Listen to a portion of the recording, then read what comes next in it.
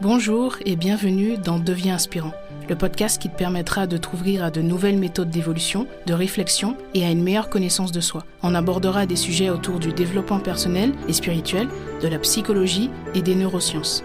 Je suis Jélissa Cerveau et je serai ton cobaye. J'apprends, j'expérimente ce que font des personnes inspirantes et qui réussissent et je te transmets ce qui fonctionne le mieux dans le but de t'aider à devenir la personne que tu veux être et à inspirer ton monde.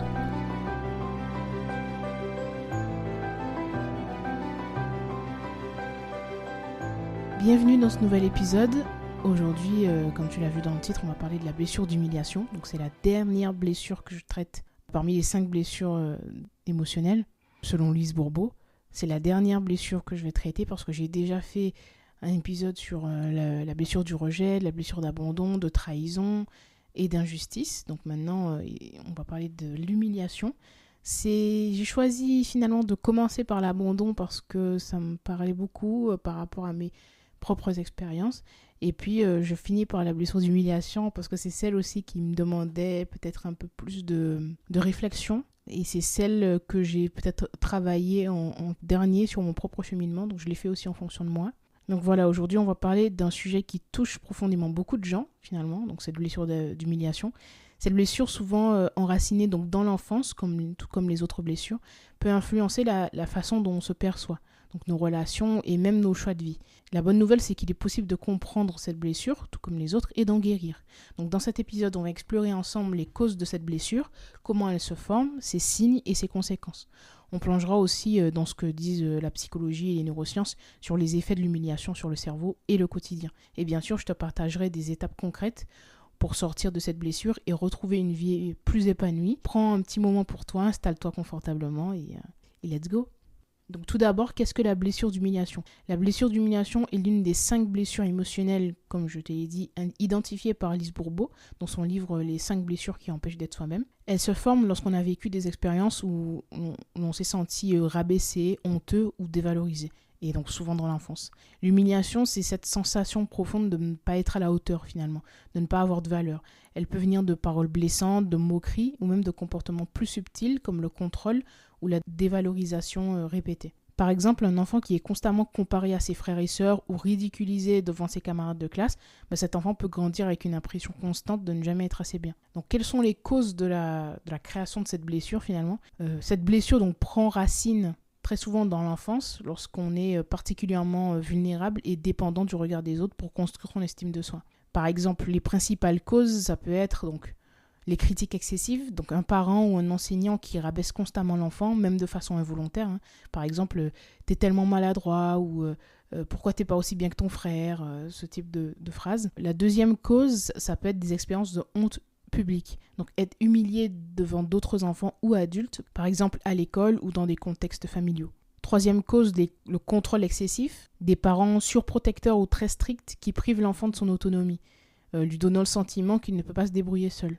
Et enfin, l'absence de reconnaissance. Ne jamais entendre de mots valorisants ou recevoir de validation pour ses efforts. Donc un enfant qui n'entend jamais de compliments, de valorisation, qu'on ne valorise jamais, qu'on ne complimente jamais, forcément ça peut aussi créer cette blessure parce qu'il a le sentiment de ne pas être assez bien et de ne jamais faire quelque chose de bien. Donc l'impact sur l'enfant peut être profondément difficile. L'enfant commence à associer son identité à l'humiliation. Donc il peut développer un masque ou une personnalité de masochiste, entre guillemets, selon Lise Bourbeau, en cherchant inconsciemment à s'humilier lui-même pour éviter que cela ne vienne des autres. Donc concrètement, quels sont les signes de la blessure d'humiliation ? La blessure d'humiliation peut se manifester de plusieurs façons dans la vie d'adulte. Voici les signes les plus courants, je vais t'en donner 5. Le premier, un sentiment constant de honte ou de culpabilité. Donc ça va être des personnes qui ont tendance à se sentir coupables, même pour des choses qui ne dépendent pas d'elles. Le deuxième signe, c'est une tendance au sacrifice. Alors ça, peut-être, ça va te parler. Elles peuvent se mettre en retrait ou s'oublier pour éviter de briller ou d'être jugées. Donc c'est typiquement des personnes qui peuvent aussi s'empêcher d'être simplement elles-mêmes, de montrer leur personnalité aux personnes pour éviter d'être jugées. Typiquement, tu vas t'empêcher peut-être parfois d'exprimer ce que tu ressens, tu vas enfouir tes émotions au plus profond parce que tu penses qu'on peut te juger pour tout et n'importe quoi. On peut te juger si tu es trop joyeux, Donc tu vas t'empêcher de montrer la joie lors de bonnes nouvelles ou lors de moments qui te font du bien. Ça peut être, tu vas t'empêcher de montrer ta colère parce que tu ne voudras pas être jugé pour ça. Tu vas t'empêcher de montrer ta tristesse, pareil, parce que tu ne veux pas passer pour quelqu'un de faible et être jugé pour ça. Troisième signe, une hypersensibilité au regard des autres, évidemment. Donc cette peur constante d'être critiqué ou moqué, quoi que tu fasses. Quatrième signe, un comportement auto-sabotant. Donc par exemple, éviter de saisir des opportunités par peur d'échouer et de subir la honte. Donc c'est les personnes qui vont s'empêcher de vivre, de saisir des opportunités, de vivre des belles choses finalement, simplement par peur de ne pas être à la hauteur, d'échouer, d'avoir ce sentiment de honte. Et puis enfin, cinquième signe, des relations déséquilibrées. Elles peuvent attirer des personnes manipulatrices ou toxiques qui renforcent ce sentiment de dévalorisation. Une personne ayant cette blessure peut avoir du mal à dire non, même lorsqu'elle est exploitée par peur de décevoir ou d'être rejetée. Il faut savoir que cette blessure peut avoir des impacts profonds sur plusieurs aspects de la vie. Donc par exemple sur l'estime de soi, la blessure d'humiliation peut donner l'impression de ne jamais être assez bien, conduisant donc à une faible estime de soi. Également sur les relations, ces personnes peuvent développer des relations déséquilibrées où elles acceptent des comportements abusifs ou négligents. Parce que forcément, faible estime de soi, on accepte tout et n'importe quoi dans les relations. Ça peut aussi avoir de l'impact sur la santé mentale. Donc une humiliation répétée est associée à des risques accrus de dépression, d'anxiété et même de troubles alimentaires. Et puis enfin sur le cerveau, les neurosciences montrent que l'humiliation active les mêmes régions du cerveau que la douleur physique, comme l'insula et le cortex singulaire. Donc ça explique pourquoi l'humiliation peut littéralement faire mal. C'est physiquement douloureux parfois. Donc cette humiliation a un effet profond, comme tu le comprends, sur le cerveau. Donc voici un petit peu ce que révèlent certaines recherches. Donc trois éléments que j'ai pu retrouver. Donc l'activation des zones de la douleur. Donc comme mentionné tout à l'heure, l'humiliation active les régions associées à la douleur physique. Donc ça montre à quel point elle est difficile à supporter. Donc c'est vraiment pas quelque chose à négliger. Faut savoir que ça fait beaucoup plus mal que ce qu'on pourrait penser à l'extérieur. Des personnes qui n'ont pas cette blessure ne vont pas forcément comprendre pourquoi ça peut être aussi douloureux. L'impact sur l'amygdale également, l'amygdale qui gère les émotions comme la peur et la colère, s'active fortement lors d'expériences humiliantes, ce qui peut créer des schémas de réaction émotionnelle incontrôlés. C'est la raison pour laquelle parfois on peut penser qu'une personne a une réaction excessive, alors qu'en réalité, c'est juste que c'est un trop plein d'émotions en fait, qu'elle subit et qui devient incontrôlable. Et puis ensuite, les effets à long terme, une humiliation répétée peut renforcer des connexions neuronales liées au stress et à la honte, rendant ces émotions plus automatiques et difficiles à désactiver. Je voulais également te partager cette citation de Brené Brown, qui est experte en vulnérabilité, qui dit « La honte est un tueur de connexion, elle nous isole et nous éloigne des autres. » Et donc en fait, ça montre bien l'impact social de cette blessure. Donc maintenant, tu dois te demander comment sortir de la blessure d'humiliation. Maintenant qu'on a vu quel était son impact, quels étaient les signes, peut-être que tu t'es reconnu dans ces signes ou tu as peut-être reconnu un de tes proches. Je vais te partager 6 étapes qui vont te permettre d'en sortir. La première, reconnaître la blessure. La première étape est d'identifier cette blessure et donc d'accepter qu'elle existe. Ce n'est pas une faiblesse, mais une opportunité de guérison. Tout comme pour les autres blessures d'ailleurs. La deuxième étape, cultiver la bienveillance envers soi. Par exemple, remplace les critiques internes par des mots de soutien. Au lieu de te dire « je suis nul », tu peux te dire « je suis en train d'apprendre ». Ça ne sert à rien de tout de suite commencer en te disant que tu es génial, etc. parce que tu ne vas pas y croire. L'idée, c'est de pouvoir te dire que tu es dans le process d'apprentissage. Ça, ton cerveau, il aura plus de facilité à le croire parce que c'est vrai, tu mets un pied après l'autre. Donc oui, tu es en train d'apprendre. Étape 3, poser des limites.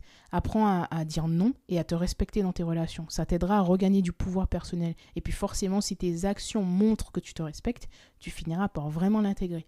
Et donc, à pouvoir te diriger vers d'autres types de relations, plus saines, où on te respecte. Étape 4, pratiquer la gratitude. Note chaque jour 3 choses positives sur toi ou ta journée. Ça aide à reprogrammer ton cerveau. Ça te permet de pouvoir, en quelque sorte, programmer ton cerveau à voir des opportunités de croissance et puis à avoir des choses positives tout au long de ta journée. Donc forcément, au lieu de te concentrer uniquement sur ce qui pourrait être humiliant pour toi, non, ton cerveau va se concentrer un petit peu plus sur les bonnes choses qui peuvent, que tu peux vivre au fil de ta journée. Étape 5, demander de l'aide. Donc travailler avec un thérapeute ou un coach peut t'aider à explorer cette blessure en profondeur. J'insiste sur ce point, on a tendance à négliger ça, mais c'est vrai que c'est très très très important de pouvoir se faire accompagner, parce que parfois, à force de travailler sur soi, c'est vrai qu'on peut bien évoluer tout seul, hein, mais on arrive parfois à une certaine limite.